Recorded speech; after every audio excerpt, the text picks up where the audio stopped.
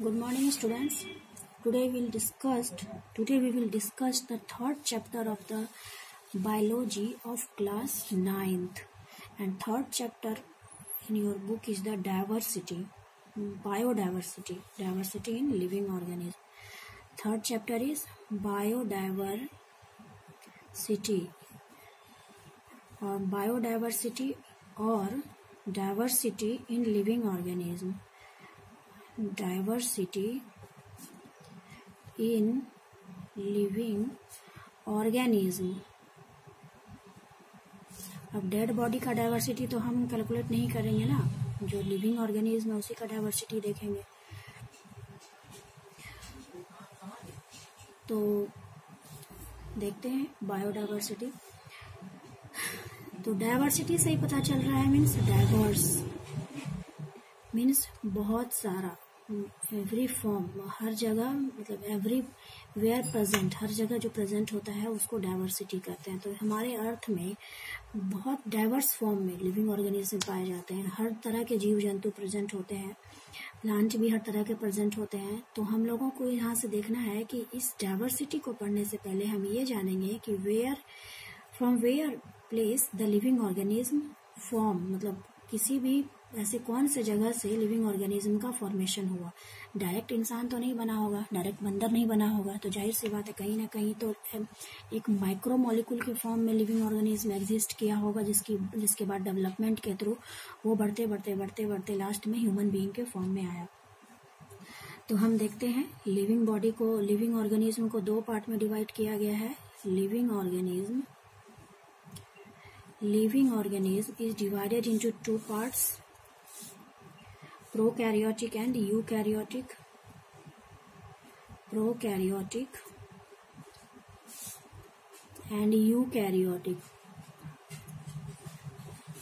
ठीक है।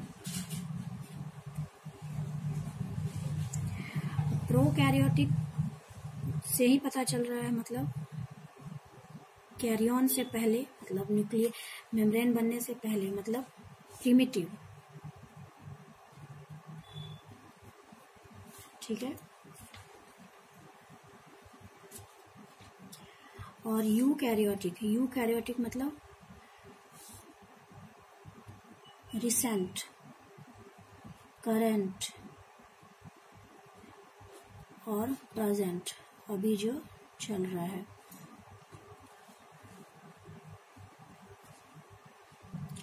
जब हम लोग सेल पढ़ रहे थे तो मैं उस टाइम बताई थी कि how can we distinguish between the prokaryote and eukaryote. तो मैं वहाँ बताई थी कि सेलुलर ऑर्गेनेल्स वगैरह ऑल प्रेजेंट थे प्रोकैरियोट में, बट मेम्ब्रेन बाउंड ऑर्गेनेल्स नहीं थे प्रोकैरियोट में, और मेम्ब्रेन बाउंड ऑर्गेनेल्स फॉर्मेशन होने लगा यूकैरियोटिक में। क्रोमोसोम जो था वो क्रोमेटिड फॉर्म में था, वो डेवलप नहीं कर पाया था क्रोमोसोम के फॉर्म में, लेकिन यूकैरियोटिक में क्रोमोसोम जो होता है वो क्रोमेटिड से क्रोमोसोम की ओर फॉर्मेशन होने लगा था। मीन्स ये डेवलप्ड होते होते एक अपने आप को इवॉल्व कर रहा था, मतलब इवोल्यूशन में सपोर्ट कर रहा था। लेकिन यहाँ पे इवोल्यूशन नहीं के बराबर था, वहाँ प्रिमिटिव स्टेज था। और ये एंशिएंट, ये आपका प्रेजेंट स्टेज है, मतलब in the historical word it is ancient time and it is a current time, modern time. तो देखते हैं प्रोकैरियोटिक में हम लोगों ने यूनिसेलुलर को डिस्कस करेंगे। प्रोकैरियोटिक मीन्स यूनिसेलुलर, और यूकैरियोटिक को भी दो पार्ट में बांटा गया है, eukaryotic unicellular and eukaryotic multicellular. Eukaryotic unicellular and eukaryotic multicellular. ठीक है। प्रोकैरियोटिक में सिर्फ एक पढ़ना है, एक ही है यूनिसेलुलर, और यूकैरियोटिक में यूकैरियोटिक को दो पार्ट में डिवाइड किया गया है। एक आपका यूकैरियोटिक यूनिसेलुलर और यूकैरियोटिक मल्टीसेलुलर। तो प्रोकैरियोटिक यूनिसेलुलर में फर्स्ट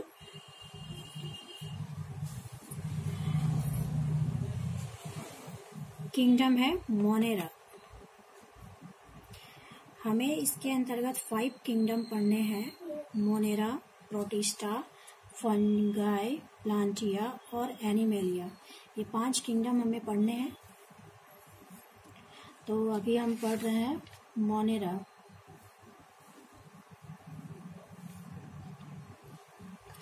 तो यहाँ से पता चल रहा है प्रोकैरियोटिक मतलब ancient, primitive, unicellular.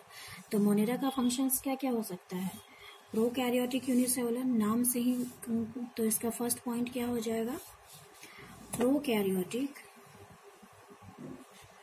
Prokaryotic unicellular organism. क्या है ये? Prokaryotic unicellular organism. Cell wall present होगा, सेल वॉल प्रेजेंट हो भी सकता है और नहीं भी हो सकता है। Cell wall may or may not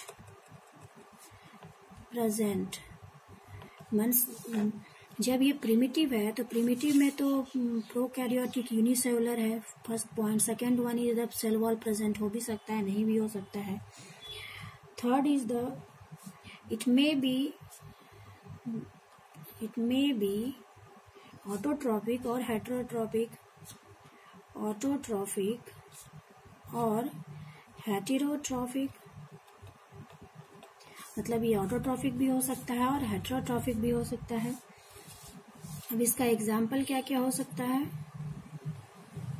सबसे प्रिमिटिव में क्या था? यूनिसेलुलर में तुम्हारा बैक्टीरिया वगैरह आ जाएगा। तो बैक्टीरिया के भी बहुत सारे टाइप्स हैं, माइकोप्लाज्मा, साइनोबैक्टीरिया। तो इसमें आ जाएगा माइकोप्लाज्मा, साइनोबैक्टीरिया। ठीक है, तो ये आपका मोनेरा किंगडम खत्म हुआ। तो यहाँ पे देखते हैं किंगडम में 5 किंगडम पढ़ना है। Monera, second one is protista, third one is fungi, fourth one is Plantae and fifth one is animalia.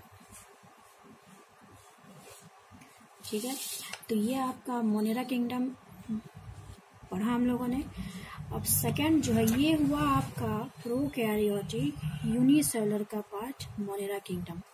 ठीक है, तो अब हम जानेंगे यूकैरियोटिक यूनिसेलुलर का पार्ट। ये हम जानेंगे यूकैरियोटिक यूनिसेलुलर का पार्ट। यूकैरियोटिक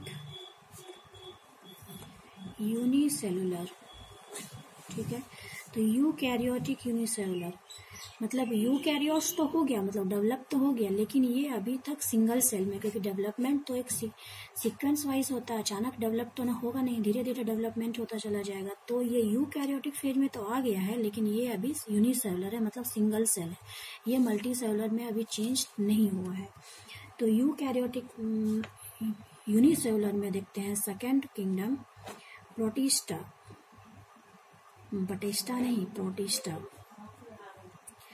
प्रोटिस्टा क्या हो जाएगा? It is a eukaryotic unicellular organism, eukaryotic unicellular organisms. Second is cell wall may or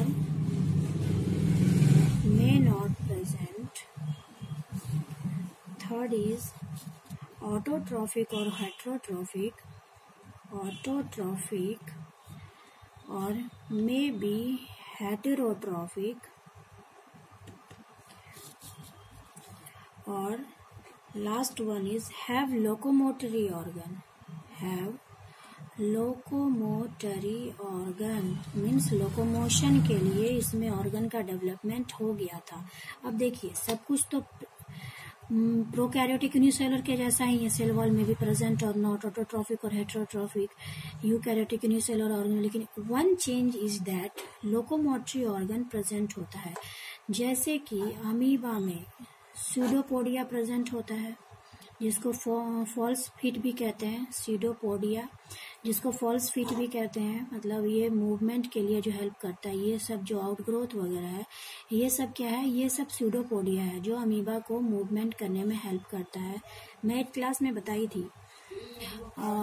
तो ये लोकोमोटरी ऑर्गन प्रेजेंट होता है, जैसे कि आपका सीलिया में, जैसे कि आपका पैरामीशियम में सीलिया जो है वो लोकोमोटरी ऑर्गन है। यूग्लिना में वो फ्लैजिला जो है वो लोकोमोटरी ऑर्गन है। तो इसमें एक चेंजिंग हुआ कि लोकोमोटरी ऑर्गन का डेवलपमेंट हो गया। तो ये आपका हो गया दो पार्ट, एक प्रोकैरियोटिक यूनिसेलुलर और एक यूकैरियोटिक यूनिसेलुलर। तो दो किंगडम आज हम लोगों ने देखा, प्रोकैरियोटिक यूनिसेलुलर और यूकैरियोटिक यूनिसेलुलर। प्रोकैरियोटिक यूनिसेलुलर में हम लोगों ने मोनेरा देखा और यूकैरियोटिक यूनिसेलुलर में हम लोगों ने प्रोटिस्टा देखा। मोनेरा प्रोटिस्टा में almost all characters are same, but one thing is difference is that protista has a locomotory organ but monera has absence of locomotory organ। मतलब इसमें लोकोमोशन नहीं था, और जिस तरह से डेवलपमेंट होता चला गया, तो डेवलपमेंट होने के साथ साथ one changed is that it contains locomotory organ, मतलब वो लोकोमोटरी ऑर्गन करता है मूवमेंट के लिए। अब जब इसमें लोकोमोटरी ऑर्गन आ गया है तो जाहिर सी बात है यूकैरियोटिक मल्टीसेलुलर में ये एक जगह से दूसरे जगह मूव कर सकते हैं। मीन्स अगर ये पहले पानी में पाए जाते थे तो धीरे धीरे ये आपके लैंड पे भी आएगा। तो ये सब हम लोग नेक्स्ट क्लास में देखेंगे, और क्या क्या चेंजिंग होता है इसमें ये मैं बताऊंगी। तो आपका प्रोटिस्टा के एग्जाम्पल्स तो मैंने बताया, इसमें क्या क्या आ जाएगा, अमीबा आ जाएगा, पैरामीशियम आ जाएगा एंड यूग्लिना आ जाएगा। अमीबा का लोकोमोटरी ऑर्गन सूडोपोडिया है जिसको फॉल्स फीट कहते हैं। पैरामीशियम का लोकोमोटरी ऑर्गन जो है वो सीलिया है। यूग्लिना का लोकोमोटरी ऑर्गन जो है वो फ्लैजिला है। ये सब आप लिख लेना, और आई थिंक ये चैप्टर बहुत अच्छे से समझ में आ गया होगा आज का टॉपिक। नेक्स्ट टॉपिक हम लोग डिस्कस करेंगे यूकैरियोटिक मल्टीसेलुलर, फंजाई, एनिमेलिया और प्लांटिया। आज के लिए थैंक यू।